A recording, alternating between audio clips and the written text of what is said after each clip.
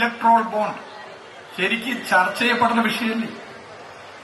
പല ലോക്സഭാ തെരഞ്ഞെടുപ്പുകളിലും ഭരണങ്ങളെ മാറ്റി അഴിമതികൾ, ബഫേഴ്സ് അഴിമതി പോലെ, സ്പെക്ട്രം അഴിമതി പോലെ ഒരു പ്രധാനപ്പെട്ട അഴിമതി പ്രശ്നമാണ് ഇലക്ട്രോൾ ബോണ്ട്.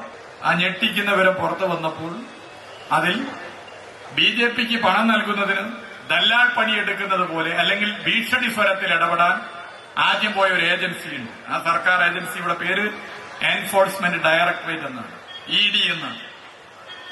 ഇഡി എന്ന കേന്ദ്ര ഏജൻസിയെ പറ്റി മനസ്സിലാക്കുവാനും ഇതിലൂടെ നമ്മുടെ രാജ്യത്ത് സാധിക്കും. ഇഡി റെയ്ഡ് നടത്തും ആദ്യം, എന്നിട്ട് ആ കമ്പനികളെ ഭീഷണിപ്പെടുത്തി, എന്നിട്ട് അവരിൽ നിന്ന് ബോണ്ട് വഴി ബിജെപിക്ക് പണം നൽകും. ഇതാണ് കോടിക്കണക്കിന് പണം ഇതിലൂടെ നൽകാൻ ഇഡി വഴി സാധിച്ചത്. ഫ്യൂച്ചർ ഗെയിമിംഗ് എന്ന സ്ഥാപനത്തിൽ 2022 ഏപ്രിൽ 2 ഇഡി റെയ്ഡ് നടക്കുന്നു. 5 ദിവസം കഴിഞ്ഞ് ഏപ്രിൽ മാസം 7 അവർ ഇലക്ട്രോൾ ബോണ്ട് വാങ്ങി ഭരിക്കുന്ന പാർട്ടിക്ക് കാൽക്കലിൽ സാഷ്ടാംഗം വെച്ച് നമസ്കരിച്ച് 60 കോടി രൂപയാണ് നൽകിയത്. ആ കേസ് പിന്നെ ആവിയായി പോയി. അർബിന്ദോ ഫാർമയുടെ മാനേജിംഗ് ഡയറക്ടർ 2022 നവംബർ 10 അറസ്റ്റിലാകുന്നു. നവംബർ 15 അവർ 5 കോടി ഇലക്ട്രോൾ ബോണ്ട് വാങ്ങുന്നു. ഇഡി ആ കേസ് ആവിയാക്കുന്നു. ഷിർദി സായി ഇലക്ട്രിക്കൽസിൽ 2023 ഡിസംബറിൽ IT റെയ്ഡ് നടക്കുന്നു. ജനുവരി 11 ഇലക്ട്രോൾ ബോണ്ട് മേടിക്കുന്നു. ഇഡി ആ കേസ് അപ്രതീക്ഷിതമാക്കുന്നു.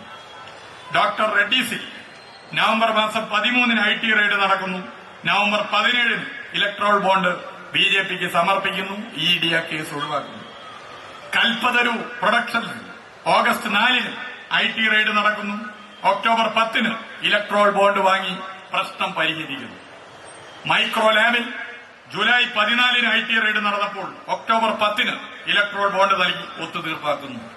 അപ്പൊ ദല്ലാളിന്റെ പണിയാണ് ഇഡി എടുക്കുന്നത്. ഈ വിഷയത്തിൽ എവിടെയെങ്കിലും കോൺഗ്രസ് മിണ്ടിയതായി നിങ്ങൾ കണ്ടിട്ടുണ്ടോ? കേരളത്തിൽ ഏതെങ്കിലും UDF സ്ഥാനാർത്ഥികൾ നിലപാട് സ്വീകരിക്കുന്നുണ്ടോ? KPCC പ്രസിഡന്റിന് നിലപാടുണ്ടോ? പ്രതിപക്ഷ നേതാവിന് നിലപാടുണ്ടോ?